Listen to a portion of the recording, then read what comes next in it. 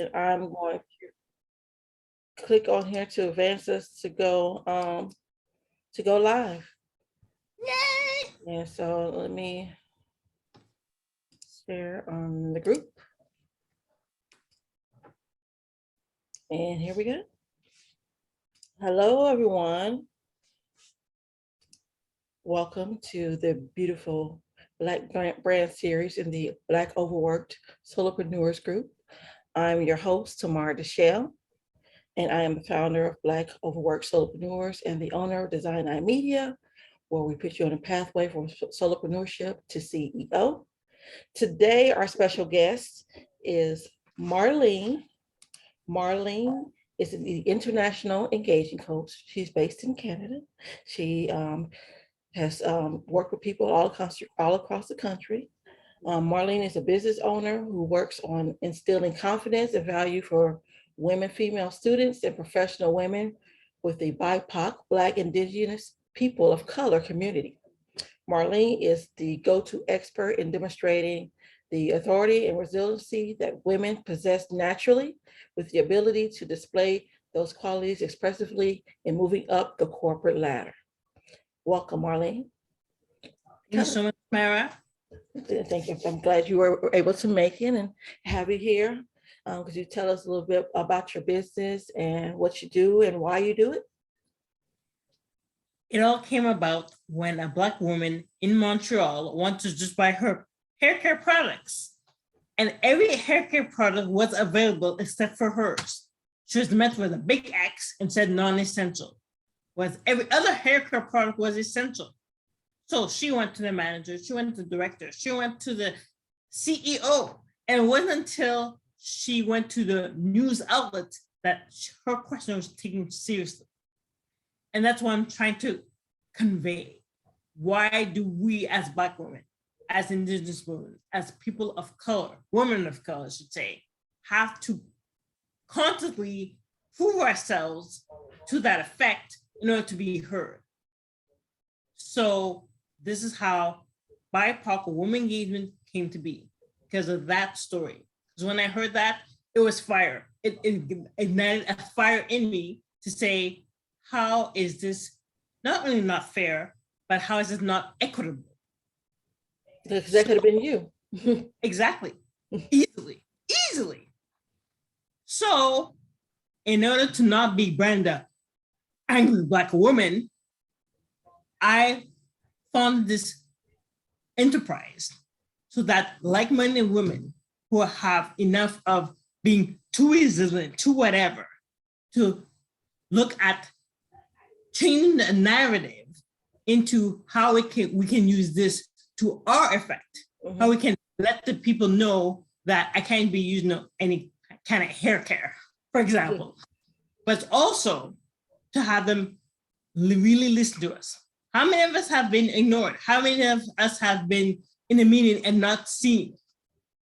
So I'm here to let the ladies know, I hear you, I respect you, and I see you. So we need a community of like-minded women to do that.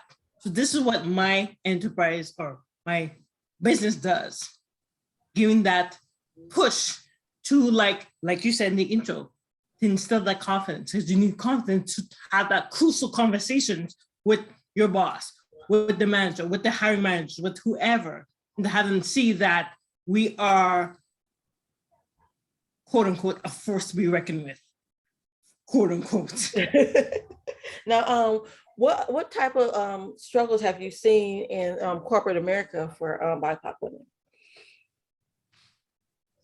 Where can I start? Where should I start? How we have to really be together, hence a community, so that they can see that it's not a one-off. It's not, oh, this is why why are you talking about this? Right? You're only Black. It's not the vice president of the state's Black. It's not the secretary of the state Black as well. So we have to move forward. So yes, it's all about working hard and all that stuff, but it's not about working harder. It's about working smarter. So what I see, what I've known, because my story is in that story, what I just said, is, why are we being dismissed? Why are we not being listened to? Why is it that you're judging me from the color, not from the skills, not from the qualifications? So let me just call it a community, really. My community is for the, I don't want to say struggling, but for lack of a better word, a struggling Black female who is already, and worst of all, already has a job, who already has a job that she's been hired to do, but is not being regarded as such, not being recognized as such, not being respected as such. So this all came about when you see the blatant disrespect and continuous disrespect that we as a marginalized community face day in, day out.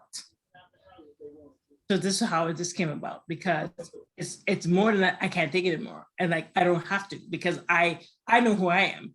I know my truth. I know what value I have. The same way how Madame Kamala Harris is the vice president. The same way how I think her name is Kenisha, the one who's the Secretary of State. Yes. That right. So let's do it properly. Let's not just break the ceiling, but break the ceiling effectively, so that they can see what they have and that they're ignoring. Yes. So as far as like trying to get them up the corporate ladder, what are some things that you would suggest or recommend that some of these women do? First and foremost, because you hear about burnout, you hear about depression, you hear about stress. First and foremost, care. You have to care for yourself, because you can't expect anyone else to care for you if they see that you're not even caring for your own self, your own mental health, your own physical health. So first and foremost, take care of yourself, because you can't present yourself if you're like you said, in a robe. Right? Take care of yourself. Mm-hmm. First and foremost, right? You need to, whether it's prayer, whether it's meditation, whether it's exercise, take those moments to take care of yourself, and to rest. Because if you're not resting, you're not healing. So in order to heal, rest, so that you can come back and look at the problem or the framework that has been presented to you with fresh eyes. First is the care. Second is the community. How better to prove your point when you have a like-minded woman beside you, in your cohort, as a colleague, as a coworker, so you can present your case effectively, because two is better than one. Now, would you suggest keeping track of the things that you have done in the company to present, like if you were trying to get a raise or something like that, keep track of what you've been doing, what you've done for the company before you go and request a raise? You should always have a track record, whether you're requesting a raise or not, because you will have that strategy in place, because now you have the back end of the framework, the history of the framework, I should say, ready to show whether you're asking for a raise or not. Because when you want to ask for that raise, now you have the quote unquote proof that you have that stakeholder engagement, for example. You have that analysis, another example. So in order to show that you have that quality within your job description, you always want to have a track record. Again, whether requesting a raise or not, because you want to display that it's all about you moving forward either way. So when you want to ask for a raise, of course, track record, but also have a framework in place and show that you have implemented a framework. Case in point, I'm doing a strategy for a transformation program, and it was a new program. So I led that. Had my team, and my team divided into, you're going to do stakeholder, you're going to do the partnership, and you're going to do the communications. So you have a team already. So when you show that you are leading this team, what better way for the bosses, the powers that be, quote unquote, to not say, I'm not getting a raise. Why not? It's because of my stakeholder engagement and my leadership and my team that we got this. How much was it? I think it was $5.8 million in revenue. Because you can't forget, this is business. Profit means business. You want to show that you know what you're doing while you're caring for yourself, while you're communicating your strategies and leading your team, because you are the team leader. You're the what? Go-to expert. That's key.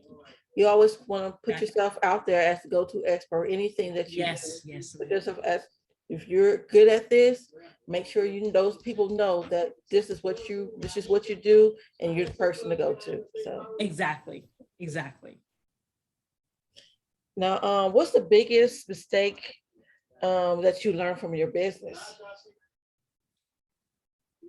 That we are not, we're not coming together as much as we ought to.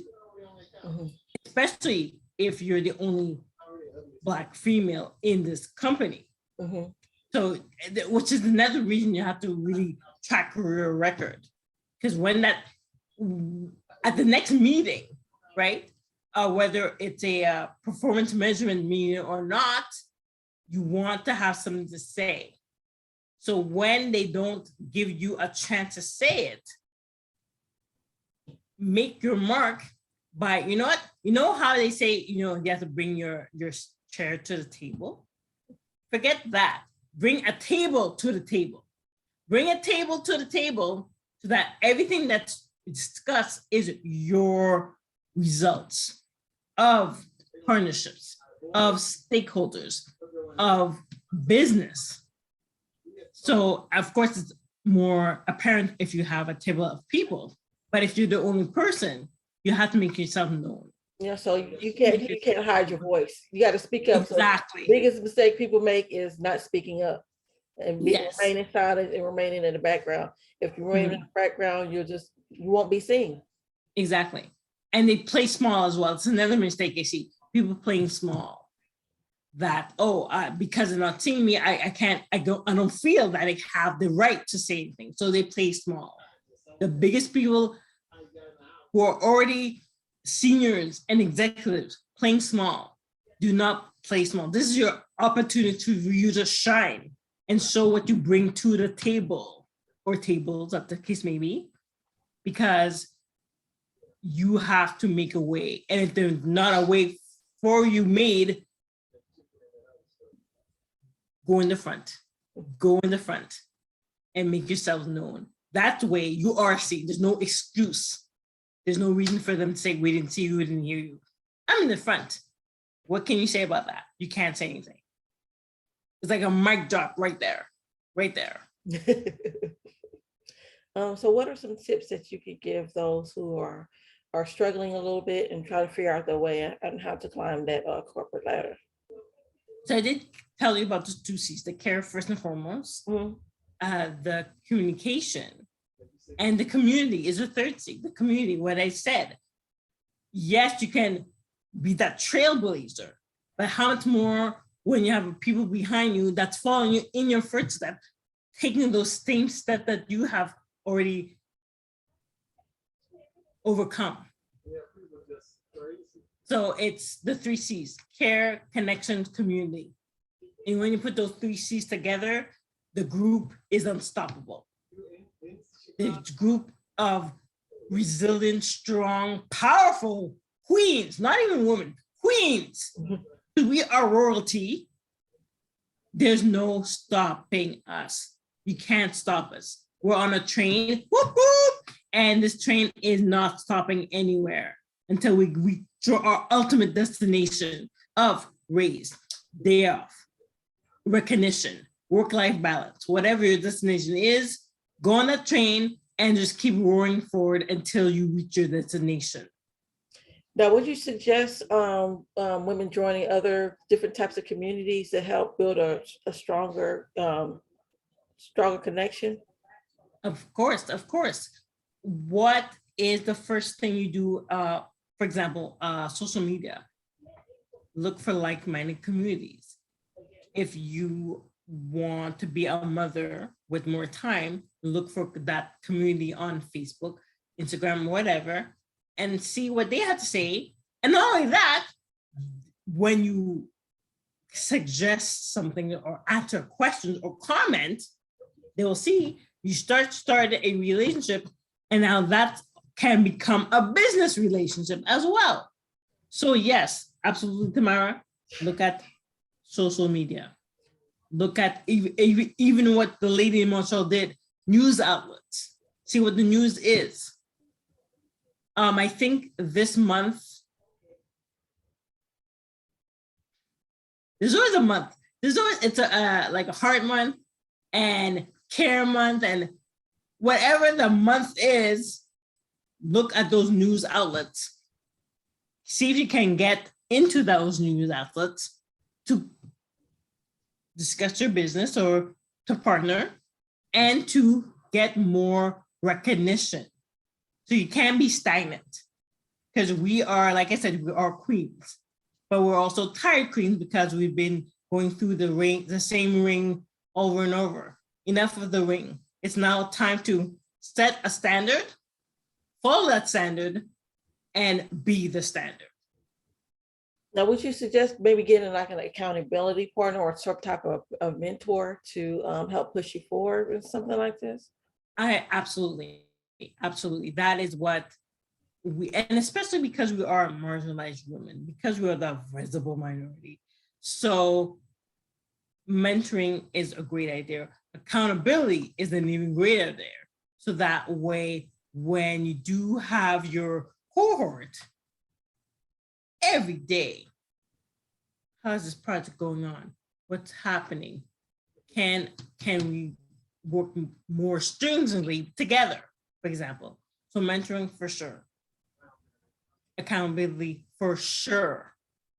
And there was one more and I can't remember, but accountability and mentoring, absolutely. Because this is how we lift each other up, because we need to lift each other up in this man world. Okay. Is there anything else that you would like to share with the group? I'm sorry? Is there anything else that you would like to share with the group? Yes. I spoke at the Canadian Black Chamber of Commerce. Yes, there is a Black Chamber of Commerce, ladies and gentlemen. And I had a presentation to give the listeners.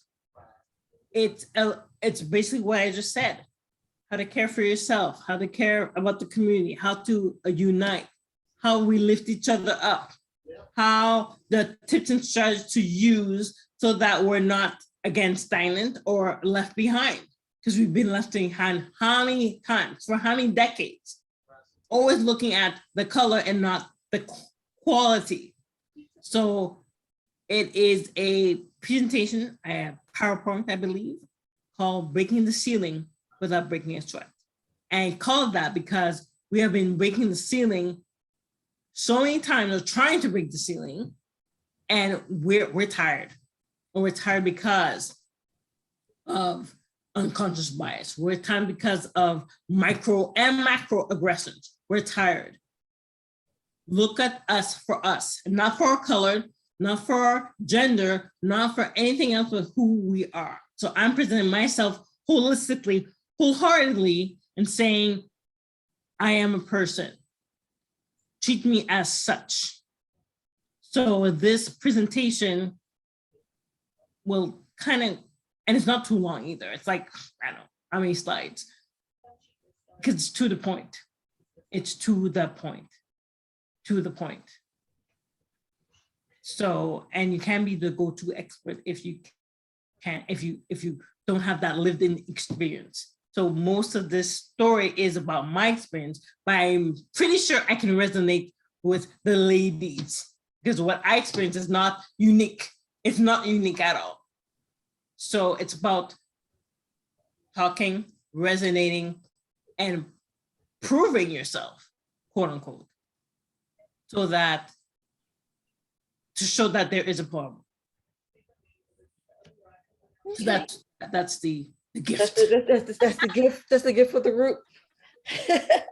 Gift of knowledge, and getting some bits of nuggets will help you in many ways. Because sometimes you hear from somebody else and hear what they're going through, you may realize how similar you are, and what they did to get by can also help you.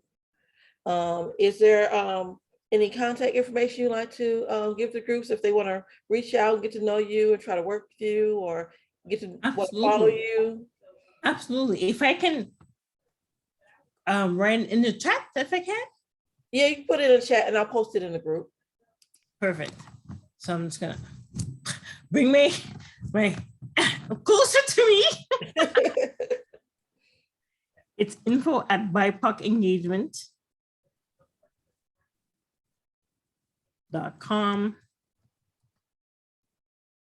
And that takes you directly to my Calendly. And let's talk. And that's another reason I say the care is so important. Yes, I can say that we've had the same struggles, but I know what your particular struggle is. So contact me. I'm putting it in the chat as well. I'm just making sure I spelled it right. BIPOCengagement.com. That's right. Here we go. Yes, I got that. What about your social media? Do you have any social media that you like people if they want to follow you? Yes, I do.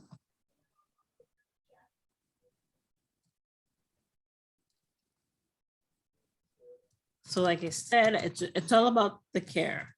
We all have our own struggles, our own maybe similar struggles, but I want to hear from you. What is your pain point? What have you had to overcome day by day? What is your... That's BIPOCengagement.com. Yes. You have any Facebook or Instagram or anything like that you like people to? I'm trying to get you some followers here. Yeah. You're not putting the information in there. I'm waiting for you to put the information in there. I can't type. You know I can't type.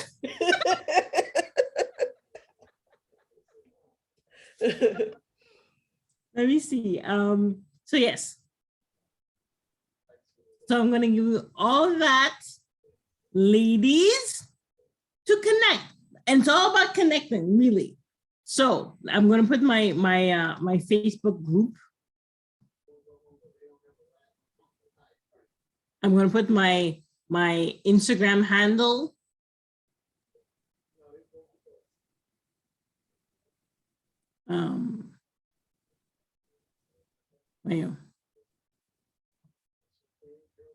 Could you tell us what they are?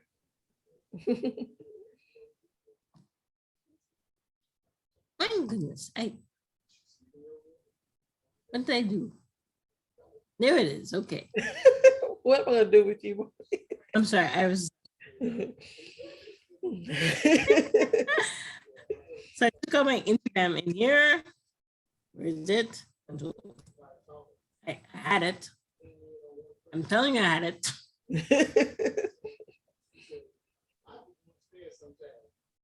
That's okay. Just go ahead and send it to me and I'll post it in the group.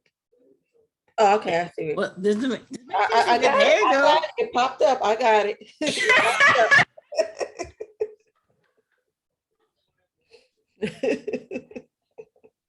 Okay, don't ask me to type anything else. Okay, no more typing. Just send it to me, and I'll just post it. How about that? Thank you.